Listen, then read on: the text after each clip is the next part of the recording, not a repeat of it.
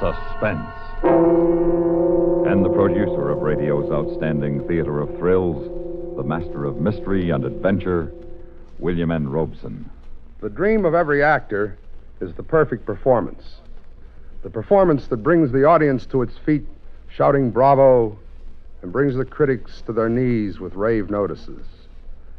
But audiences, critics, and playwrights, being what they are, this dream is seldom realized. In the upcoming Suspense story, however, it is, with some startling results. Listen then as Mr. Vincent Price stars in Rave Notice, which begins in just a moment. Memo on Medals. Facts and figures about military decorations with which you may not be familiar. Among the earliest forms of medals was a gold button presented by Alexander the Great to a high priest in the 4th century B.C. after winning an important battle. Crude medallions became the standard form of commemorating victory until in the 15th century a noted Italian artist-sculptor developed and perfected a classic medallion, the forerunner of our modern medals. During Queen Victoria's reign, the present system of awarding medals was introduced and was soon adopted by other countries. Two famous early American medals appear in the Smithsonian Institute in Washington, D.C. One presented to Captain Thomas Truxton, commander of the U.S. Constellation, for defeating the French frigate Vengeance during the West Indies campaign of 1800. The other medal on exhibit is the one awarded to General Ulysses S. Grant for breaking Confederate control of the Mississippi River during the Civil War. Old or new, medals represent a memorable, heroic act worthy of our respect and pride. And now, Rave Notice, starring Vincent Price. A tale well calculated to keep you in suspense.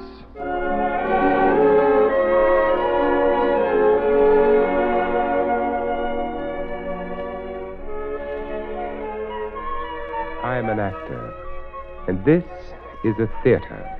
I can't permit it. But, Father... Up there on the stage, beyond the empty seats lit by the single bare bulb of the work light, are my fellow actors. We are here to make a play. Friend Norman, sitting alone in the third row, is our director. This is the 5th day of rehearsal. It's not a bad little play, but you know Norman. Norman will manage somehow to spoil it. Norman will misdirect the actors and lose the values. No. But, Norman, why not? Why not? Because I am the director and I say no. No. Yes, Norman. All right, cast, take 5. Oh, Sam. Oh, yes, Norman. Sam, come over here. I want to talk to you. Sure, Norman, sure. Well, what is it? Sam, I've had to turn over the bell ringer to Luther. The bell ringer? That's my part, the bell ringer. What do you mean, Luther? Don't make it difficult for me, Difficult? Sam. I'm not making it difficult. The bell ringer role is mine, that's all. There's no difficulty involved. You must be kidding. It's not as if I hadn't warned you, Well, look, Sam. tell me what's wrong. Tell me where I've gone off, what irritates you, what doesn't fit. I'll Well, fix it. I'll fix it. That's my role, Norman. I carry the whole play with that role. Don't shout, Sam. Don't make a fool of yourself. A fool? Oh. Look, Norman, why are you doing this to me? Because you're not right for it? Not right. You fat pig, what do you know? Easy. What do you know? What do you know about acting? Easy, Sam. Take it easy there. Fat belly, fat head, fat face. That's enough. You know nothing. I know you. I know actors. You're no actor. You stink. Oh, I'll kill you for saying that. I'll kill you. Did you hear that, Cass? Your witnesses. He's threatening me again. Yes, listen well, my friends. Norman, I'm going to kill you. Norman, I'm going to kill you. You see, you can't even deliver that line. You stink.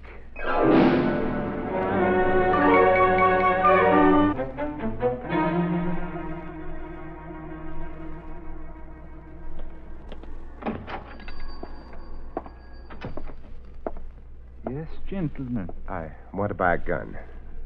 Yes, sir. And what sort of gun did you wish to buy? One that'll shoot through fat. Sir? Oh, pardon me, I was thinking of... well, what have you got? What was it you wish to use this gun for? I want to kill a rat. Oh, I think then maybe 22, huh? Now then, let me see here. It's a nice little gun. That looks pretty small. This is an awful big rat, a fat rat. Mm-hmm. Oh, well, I think a shotgun then, or 410, yes. You think that'll do it? It should. Bullets. You have bullets? Shells you use in this gun. Very well, I want one. One box? No, one shell. Only one? Yeah, this rat I'm not going to miss.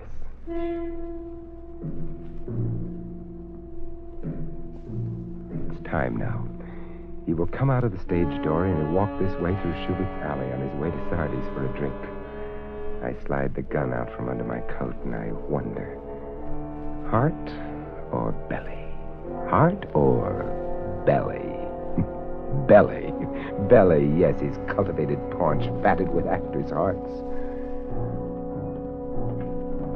Here he comes, on cue for his exit. Goodbye, Norman. Sam! I'm shot. Norman, you're dying. Please, somebody call an ambulance, please. Is this how you play your death scene, Norman? You're dying, Norman. Play it. Play it! He didn't die right away. He just lay there in Schubert's alley and bled. And then they took him to the hospital, and they took me to Tombs prison, and they got me a lawyer. I suppose when he dies, I become a murderer, huh? Yes. They'll electrocute me. Yes? I must have been crazy. I thought of that. What do you mean? Temporary insanity. I thought we might plead that. Well, why don't we? Because you threatened him before witnesses at least twice, went to a store, chose a gun with great care, waited for him to appear. You did all this, and then you shot him. Yeah, that's right, I did. That's premeditated murder. First-degree murder. So the temporary insanity thing is out. Way out. The, only other thing I could think of is, if we could prove you were insane all along. What would happen? I mean, what would happen if I were? Then they couldn't execute you. Of course. You seem very calm. I'm an actor. Insane. Mad. I know a joke. A wonderful joke. I'm going to beat Norman even in his grave. I'm going to have myself exonerated of his murder. Yes, freed of the charges. It's so simple. I'm going to play the greatest role of my life. Play it without makeup, without lights, without script or cue. I'm going to play a part strangely foreign to my nature. I'm going to play a homicidal maniac.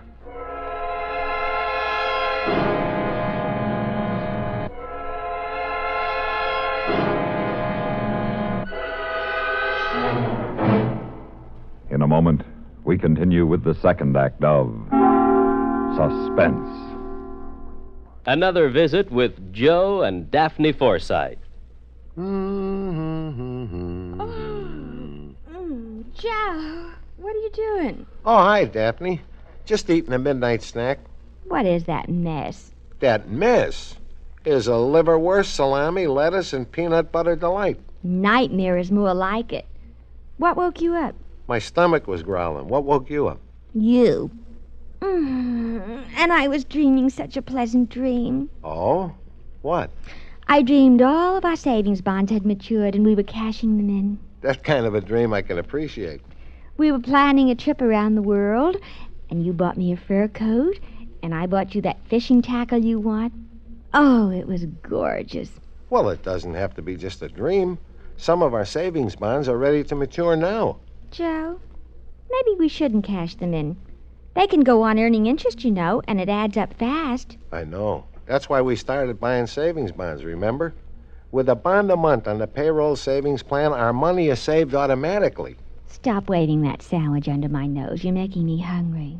Well, fix yourself a sandwich, ma'am. I got all the makings right over here. All right. Move over, you bond-buying midnight maverick. I'm going to fix myself a humdinger. And now, starring Vincent Price, Act 2 of Rave Notice.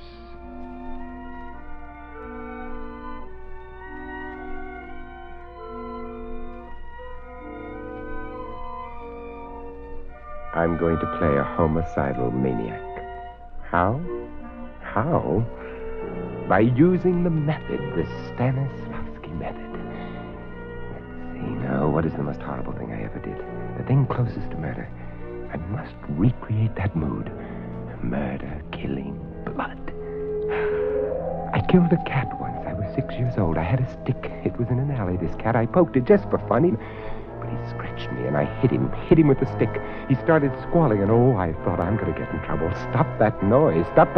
So I hit him again to make him stop, and again to make him stop. And there was blood, red blood on the gray cement, and I struck out the screams, struck out the life, struck out the awful gaze of those great yellow eyes, struck out the life, struck out the spirit, the spark. I killed. A murderer am I. I killed for the thrill of the silence of the cat.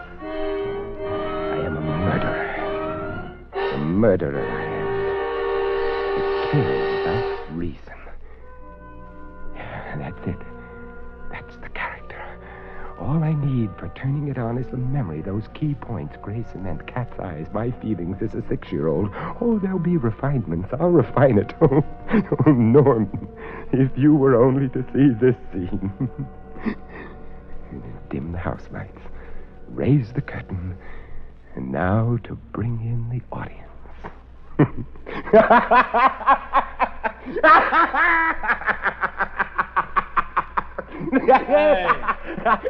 Hey, you. Who, may I ask, are you? Huh? What's going on down here, Murph? I don't know. Who are you? Come on, now, will you, Mark? I asked a civil question, I expect a civil answer. Who are you? Who are you? So nice and quiet for a while. Just answer my question. That's all I ask, and that's not much for a hero to be asking now, is it? You don't know who we are. I think he's putting on an act. Hey, don't turn your head away. We know you hear us. Yeah, leave him be. You think he's kidding? Who cares? Yeah. That was very weak. You can do better than that. You're supposed to be a murderer, a homicidal maniac. So what's the emotion? Guilt. You've got to be guilty. Guilty. Smear yourself with the stuff. Guilty, bloody hands, guilty, and you want to be punished. Yes, punish yourself. That'll do it. But it'll hurt. So what? Not like it hurts when they shave your head and slit your trousers and strap you to your seat. That seat, 10,000 volts coursing through this poor player's frail body. Murderer. Guilty. You should be punished. 1, 2, 3. Curtain going up. I'm guilty. There's blood on my hands, blood and filth and disease. I smashed him on the gray cement and smashed him. I murdered him.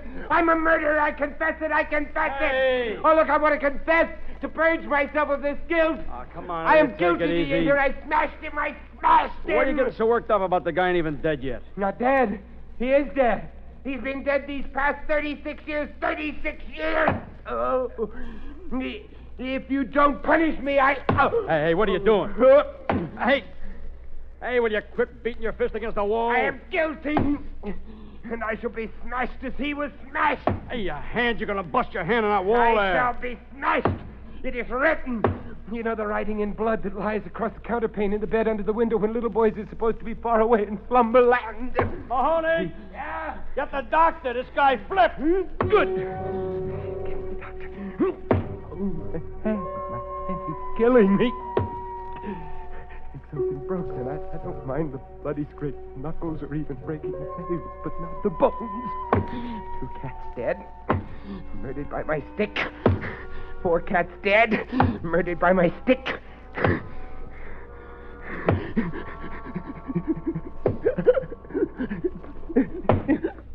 How long has he been doing this? About 15 minutes, Doctor. I see. All right, now you can stop that. I don't stop. I don't look. I keep right at it. Keep it apart. Murderer. Guilty. Stop it. It hurts, but I'm paying a price. Stop it. I am buying my way out of the electric chair. All right, grab him. No, please. Please. I want to pay. I'm the guilty one, and I want to pay my debt to society. Hold him. No, let me go. I must pay. Steady. This'll quiet him. Hypodermic needle. An injection. It'll knock me out. I can't act if I'm unconscious. can't play my part if my guilty part if got to hurt myself, got to hurt myself.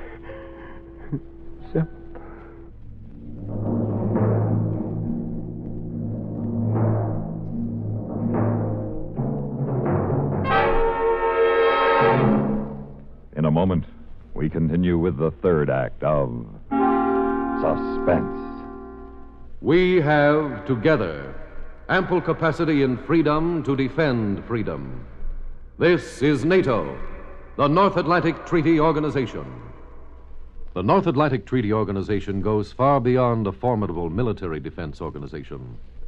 Within its networks of committees functions the machinery to contribute to further development of peaceful and friendly international relations by strength of sharing tasks and pooling scientific facilities and information. The United States of America is a part of NATO. You should be aware of and alert to the objectives and programs of the North Atlantic Treaty Organization. And now, starring Vincent Price, Act 3 of Rave Notice.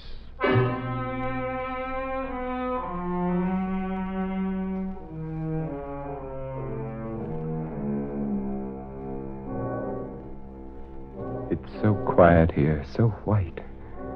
Such sweet stillness and peace. Gone the darkness of the cell, steel and concrete. They're watching me very carefully. The taller one, he's new. The other gave me the hypodermic, yes. Hypodermic? How long have I been out? Did I say anything while I was out? Perhaps if I keep still, they will let me know. Your definite suicidal tendencies, Doctor? Well, to put it another way, obsessive guilt with a compulsion to self-destruction. Nothing new about that. Look, he's opening his eyes. Hello? You awake? Who are you? You remember me, don't you? No. Well, I gave you something to quiet you a little while ago. A little while ago, When you were trying to injure yourself so we'd think you're insane. And you've decided to give that up, haven't you? I have to carry out my sentence, you know. Well, how will you carry out your sentence? Be smashed. I'm to be smashed as I have smashed the cat. Is that the law? Yes, I smashed him with a stick. Stick? You mean shotgun, don't you? Oh, why would I say shotgun if I meant stick? I said stick. But you shot the man with a shotgun. It was a cat, and I smashed him with a stick. Well, after you smashed him with the stick, what happened? What? What happened after he was dead? I was frightened. I went home. Mama was there. She said, "How did you get blood on your hands?" I said, "A dog licked my hand, and he had blood on his teeth." I understand you're an actor. Oh, aren't we all actors? We try to act innocent when we're guilty. Doctor, will you step outside a moment? I've got them. What are they talking about out there? I wish I knew. It doesn't matter. I've got them. I know that. I've got them. I've got them. Well, I guess you'll be leaving us soon. Oh, thank you. Thank you. Thank you. You're very understanding, Doctor. I'm guilty and I must pay. You know that. What the doctor means is that you're going to a place where they'll help you to get well. Get well, huh? Yes, of course. Doctor, if you'll have the affidavits drawn up, I'll sign. We'll get a court order committing him. Right. Seems you were right all along. You know, I wasn't sure until you told me about the man he shot being out of danger. Oh, yes. The guards told the patient his victim had recovered. But he didn't comprehend, of course. Went right on screaming and punishing himself. I see. What would they have given him if we'd found him sane? Well, that depends. The injured party refused to press charges. He'd be out of here in an hour. Recovered? They didn't tell me Norman had recovered. How could he have recovered? I shot him in his fat paunch. When did they tell me?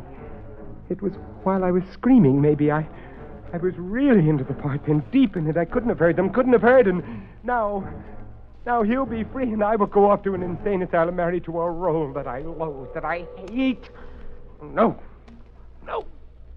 Doctor! Doctor, come back! It was all a joke, Doctor, a game. Come back! What is it? Listen, Doctor, I have a confession to make. I'm not insane. Please believe me. Oh, of course you're not. Just a little confused, that's all. Oh, no, you're wrong. Don't you see? It was all a gag. Just a gag. Yes, of course it was. Now you're going to a place where you can rest and everything's going to be all right. No, believe me, I am sane. Why shout? I'm not shouting. I only want to impress on You you. were shouting rather loudly. Look, my lawyer said if I could prove insanity, I wouldn't go to the chair. Chair? Yeah. I thought you were to be, you said smashed. Oh, forget that. That was a part of the method. Method? The Stanislavski method. It's a system of acting. What do you think, Doctor? I don't know. Well, the patient seems to be telling the truth. Yes, he does. I can fool you all over again if you feel it's necessary to prove my point. No, I don't believe you'll be able to fool us again. Doctor, what's your opinion? I say the man's in full control of his faculties, is aware of his crime, and committed it out of what society calls a sober motive. I say the man is sane. You, sir. Do you agree with the doctor? It's what I've been telling you. And I say same. That makes it unanimous. Gentlemen, never in the history of the theater has such a performance been rendered, nor under such adverse circumstances. Just one more question. Of course. Why did you kill him? Kill him? But I didn't. I shot him, that's all. Shot. You mean shot, don't you? Don't you? No. But Norman, he is dead. Yes, and you were sane. And you were going to repay society with your life. Norman is dead. Treacherous, lecherous, bawdy villains! Ring down the curtain! The play is ended!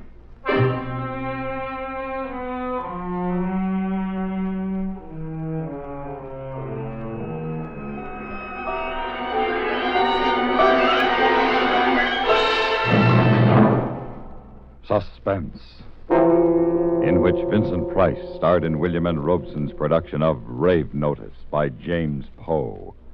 Supporting Vincent Price in Rave Notice were Lou Merrill, Peter Leeds, Barney Phillips, Jack Crucian, Jim Nusser, and Jerome Thor. Listen. Listen again next week when we return with Mr. Larry Parks in The Invisible Ape, another tale well calculated to keep you in suspense.